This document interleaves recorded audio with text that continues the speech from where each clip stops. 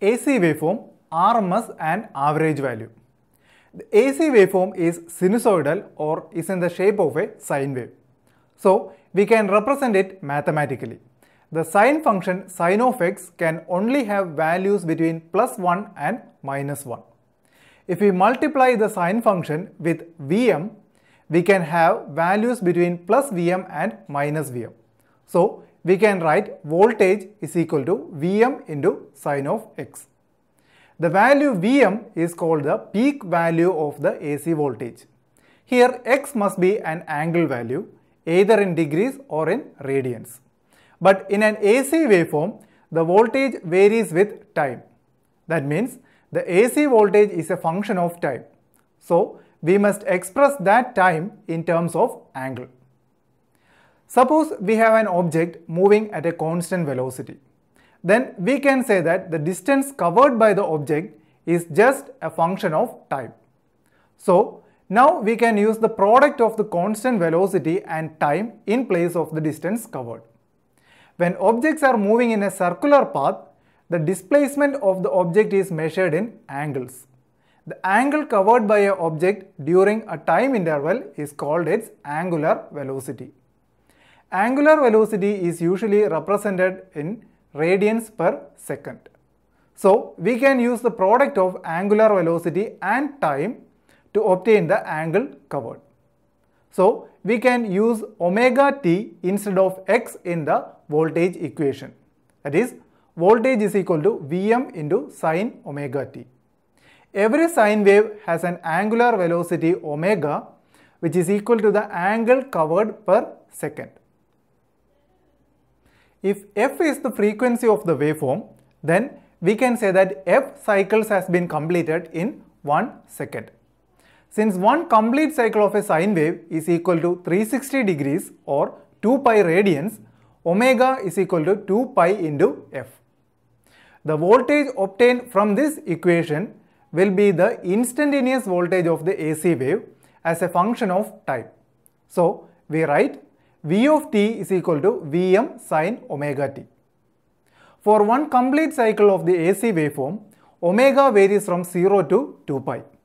From 0 to pi, the voltage values will be positive, and so the region from 0 to pi is called the positive half cycle of AC. From pi to 2 pi, the voltage values will be negative. This region is called the negative half cycle. We can see that the area under both positive and negative half cycles are equal. So, if we take the average value of voltage under one complete cycle, the positive and negative areas cancel out and becomes 0. So, for AC waveforms, both voltage and current, we find the average of one half cycle only. The average value of a function is the area under the curve of that function divided by the time interval. The area under the function can be obtained by integrating the function for one half cycle. So, the average value of an AC voltage waveform, V average is equal to integral of AC voltage function for one half cycle divided by time taken for one half cycle. The time interval for one half cycle in terms of angles is pi radians. So, the average voltage V average is equal to integral from 0 to pi Vm sin omega t into d omega t the whole divided by pi, which is equal to negative Vm into cos pi minus cos 0 the whole divided by pi, which is equal to negative Vm into negative 1 minus 1 the whole divided by pi, which is equal to 2 Vm by pi, which is equal to 0.6366 Vm. This average value of an AC waveform is not very useful in finding the actual power consumption of an AC circuit. To get a better idea about the amount of work done by the circuit, we define a voltage value called RMS value.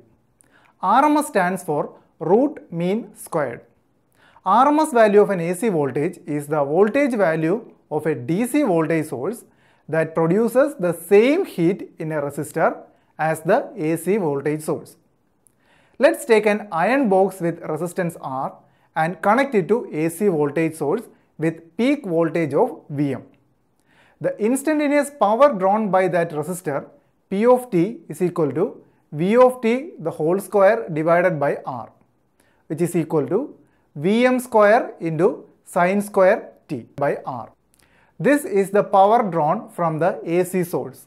The average power drawn from the source over a complete cycle is the area under the power curve divided by the time interval.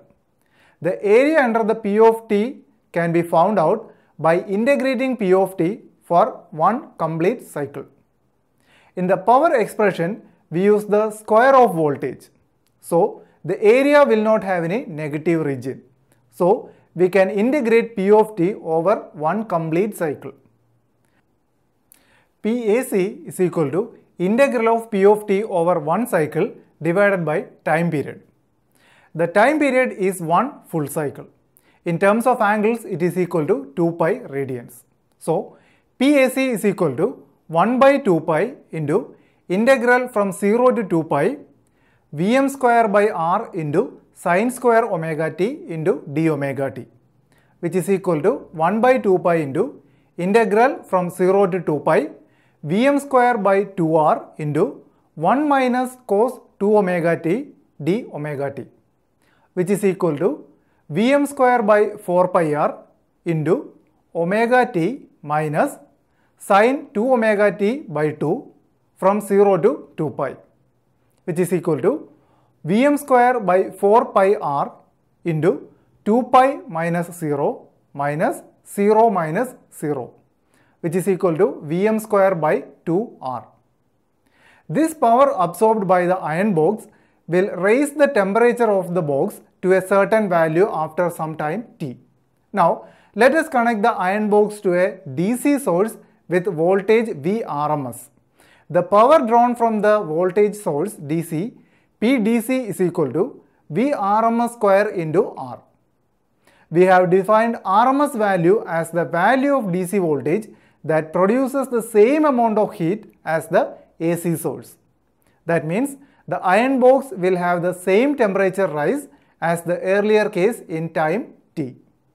Since power consumed by the resistor during a time interval of t is equal to the heat produced by it, we can equate PDC and PAC.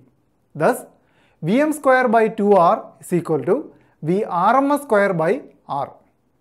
Rearranging, we get Vrms is equal to Vm by root 2, which is equal to 0.707 Vm.